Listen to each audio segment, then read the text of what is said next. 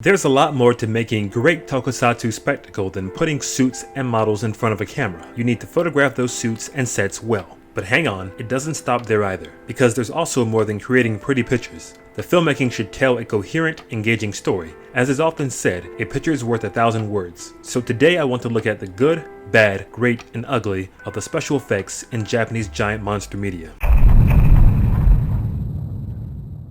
As I alluded to moments ago, cinema is an art form, and perhaps the most successful artist in the field of kaiju eiga is none other than Shinji Higuchi. And as far as his traditional output goes, his magnum opus is the 90s Gamera trilogy.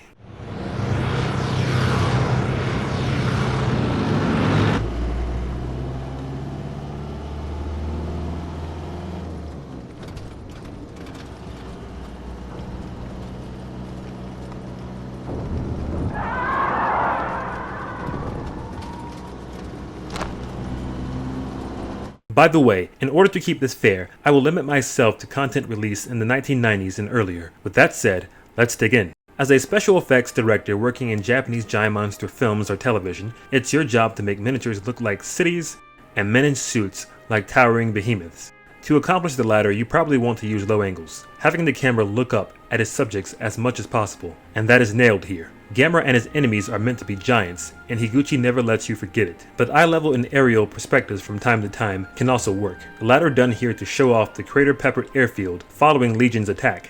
To further sell the illusion requires miniatures, and this trilogy has some of the most richly detailed miniatures in all of Tokusatsu. Notice how they are staged in the foreground and the creatures in the background. The camera has a human perspective, thus making the men in suits look like colossi. Basic genre stuff, but here it is done excellently and consistently. At times, even when the effects don't conform to realism or work perfectly, they usually have a sense of style or ambition about them that is hard not to appreciate. Whether practical or digital, you get shot after shot of striking imagery. Look at this beautiful sunset scene, or the ground level perspective of Gao soaring through the Tokyo skyline, or Gamera approaching JSDF troops, all from the first film. And Higuchi had an entire trilogy which he used to push boundaries further and further.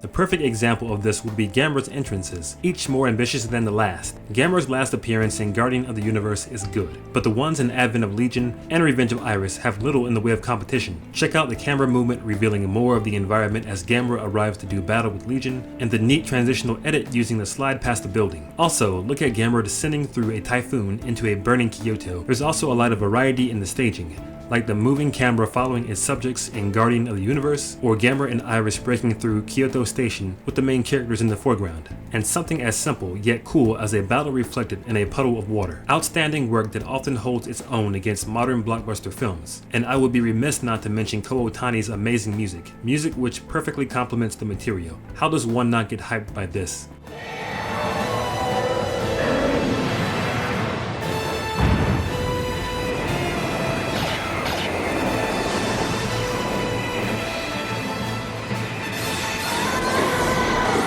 Again, as far as Japanese giant monster films are concerned, this trilogy remains remarkably innovative, top-notch material. Of course, Higuchi did not invent these techniques. He built upon what figures like Ij Tsuburaya, Teriyoshi no Kano, and others started.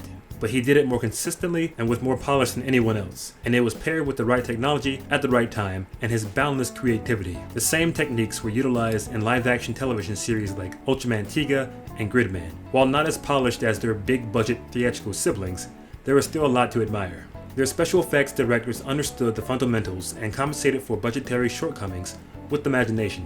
The basic principles of live action apply to the world of animation as well, and given the greater freedom granted by the medium, animated works can take things further than their live action counterparts. A wonderful example is Neon Genesis Evangelion, which live action tokusatsu media like Godzilla and Ultraman influenced immensely. Look at this battle from the end of Evangelion.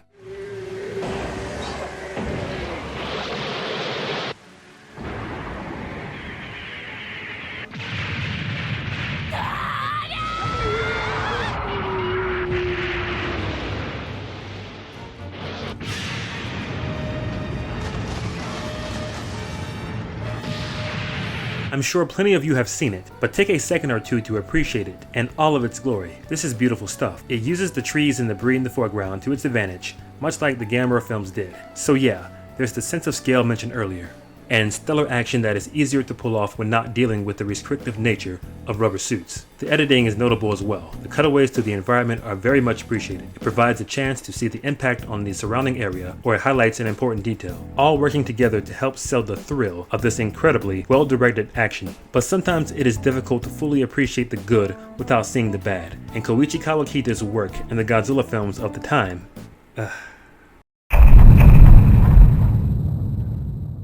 Before I mention the negative, I will give Kawakita credit for the positive. Backlighting and silhouetting monsters was his specialty, and it does make his material distinct. He introduced sophisticated animatronics, which allowed for greater expression than the puppetry or suits of the past. Not that it never happened before, but Godzilla can now turn his head and blink on a regular basis. In addition, he was pretty successful at framing tanks, but there's only so much credit he can be given there. It's something the genre had perfected right out of the gate. It's like microwaving noodles, hard to mess up. It is worth mentioning that the Godzilla films of this time were, relatively speaking, not cheap, boasting roughly twice the budget of the Gamera films and the end of Evangelion, and something like Ultraman Tiga was a welfare case by comparison. Now, in all fairness, Kawakita probably had less time than his contemporaries, but Ije Tsuburaya was under similar restraints back in the golden age, and at the end of the day, what matters the most is what ends up on screen. Now answer this question. What stands out about Kawakita's effects sequences? What about his work suggests decades of evolution in the field? For the sake of context, he was one of the first to get his hands on serious money again following the tighter budgets of the late 60s and 70s. Unfortunately, he wasted most of that potential. Unlike Higuchi, who rarely let you see his subject from a bad angle, Kawakita had something of a point-and-shoot mentality, which of course yielded mixed results. With the latter, you can go from "Oh, that's hot. That's hot," to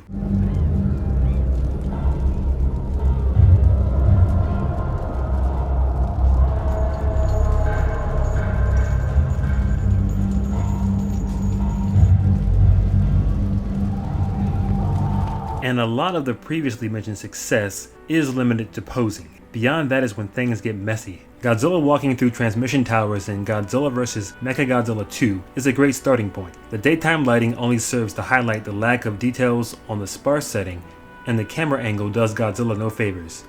This is blatantly a man in a suit on a small set. The moment in question is very similar to one found in King Kong vs. Godzilla, and, as you can see, Ije Tsuburaya's work is 1,000 times more appealing. There's greater complexity to the shot, such as the cars driving on the bridge or the busier set in general, and the colors are more arresting. It feels like a living, breathing world, not a set that ends right outside of the frame. Next, since this bad habit is present here as well, Kawakita often fell back on close-ups on the face or waist and chest regions. The battle between Junior and Destroya in Godzilla vs. Destroya has what I'm referring to in spades.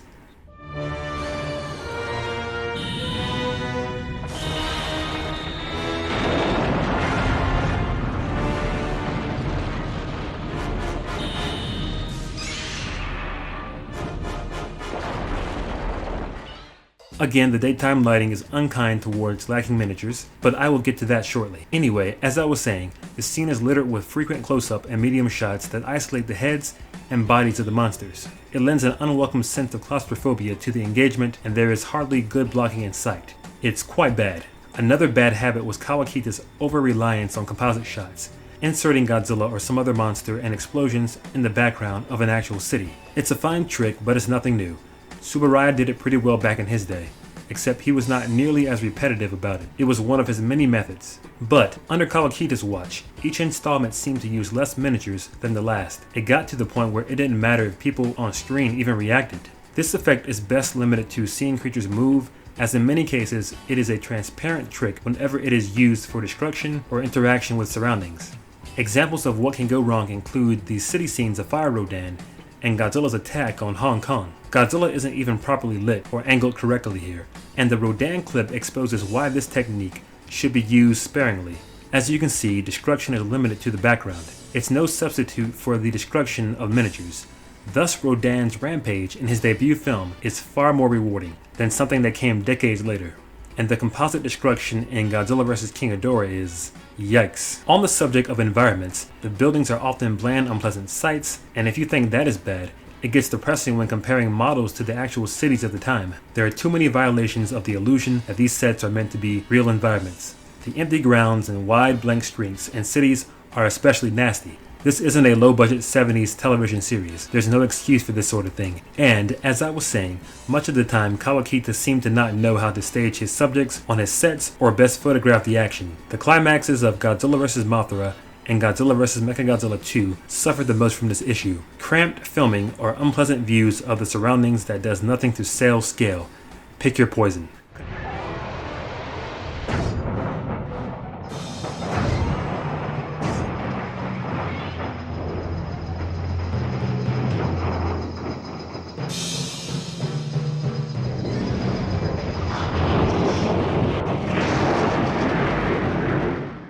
Consider Godzilla approaching the city in Godzilla vs. Mechagodzilla 2 and compare it to Godzilla approaching the shore in King Kong vs. Godzilla. Which is the more interesting looking sequence of the two? I say King Kong vs. Godzilla wins. The colors in the iceberg are more pleasing to the eye, same with Godzilla. He looks more imposing, aiming straight at the camera. This scene isolates Godzilla in overwhelming darkness, drawing attention to the unfavorable view of the unsightly water suit that doesn't resemble the main suit. There's an attempt to spice up the shot with the city lights in the background, but they are too faint to serve their intended purpose. The smoke in the last few seconds is a nice touch, but too little to redeem the scene. This exact idea is revisited with greater success in Godzilla 2000 several years later. The city in the background is clearly visible and the suit more presentable. Now let's compare the first fights between the title characters of Godzilla vs. Mechagodzilla 2 and Gamera 2 Advent of Legion.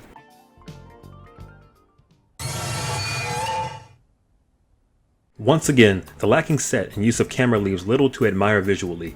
In trying to compensate for this, the camera sticks too close to the monsters for too long. The action lacks energy as it relies almost entirely on mundane projectile exchanges to make up for the suits not being able to do much. Why so many close-ups? What purpose do they serve? Are the beams leaving any notable damage on Godzilla? A lot of it is indistinguishable from what conventional weaponry does in the same film. Now, if one is able to look past preferences in character design and depiction, they should see that Terror of Mechagodzilla handles a similar concept in a superior fashion. The close-ups, editing, and music combine to sell Godzilla's charge across the battlefield in the face of Mechagodzilla's endless projectile barrage as an exciting watch. The audience, like Godzilla, is overwhelmed and explosions light up the screen. Notice the better use of the environment, like the creative use of the foreground.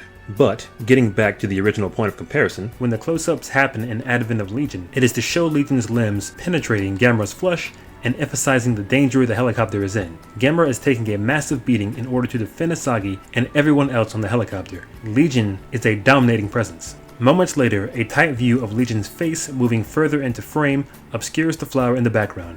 Gamera's goal here is to stop the flower from launching. The visuals tell us that Legion is preventing Gamera from completing his mission, and that transitions into Legion unleashing hell on Gamera. Now, to be fair, Mechagodzilla 2 has some nice shots here and there, but it's way too much of a mixed bag, and relies too much on beams. Speaking of beams, see how much more creative Advent of Legion is about using and presenting them. Legion reveals laser whips, and it's a legitimately interesting set piece. She slices up the miniatures and leaves marks in Gamera's flesh. It really appears to be a grueling experience for Gamera. The whole time it continues to make the audience believe these are two colossi locked in a struggle of life and death.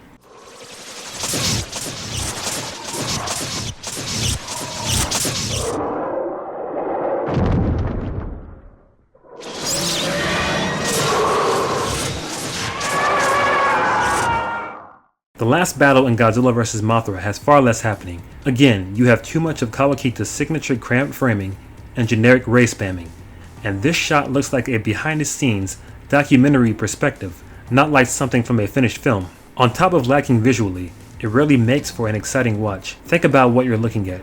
Beam exchanges, bumps, and everything past that is usually awkward. These suits were not built for much else. Also, the slamming move, given the more serious nature Kawakita wanted for his monsters, was better left in the 70s. Mothra and Batra, along with their unconvincing flying, can't even move their legs, and Rodan was just simply indefensible. Upturn! Port! Tower!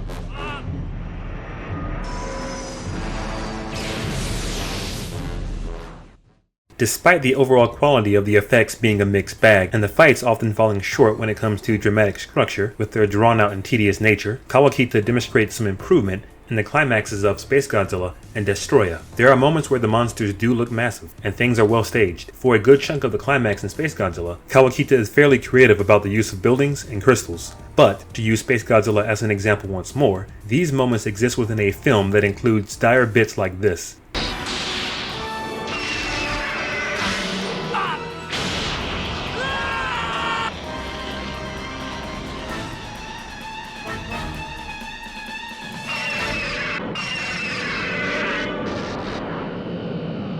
A filmmaker should be in charge of their craft and present the best possible material. Kawakita had decades of experience and previous work to pull from. He worked on the Ultra series back in the 70s, and if nothing else, the Ultra series has a long history of outstanding stuff. What happened? セカンドの助監督だったんで、特撮と本編の間をこうつなぐ、役割なんですよ。絵コンテをもとに、特撮の監督のところに行ってこう撮ってくださいと。でそうすると川北浩一監督はそんなの撮れないというわけですよ。でこんな合成は面白くねえだろう、どうだってやつか面白くないだろうって川北さんが言うわけですよ。いやでも僕はね助監督だから監督じゃないから監督に言われてきてるからいやこれは撮ってくださいと。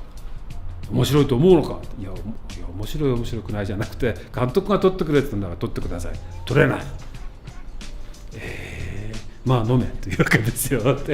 でビールをプシッとこう飲んであーとか言うんですけど、そうすると助監督のチーフの鈴木健二さんが大丈夫撮るからということで、健ちゃんとはお友達だったんで大丈夫監督は言っても撮るからということで毎回 2,3 日おきにそんなことやってまあ飲めみたいな話でいただきますとやって毎日赤い顔してスタッフルームに帰りました。Oh, I guess that's what happened. Again, I'm not saying Kawakita never did things right. He does have his stellar moments.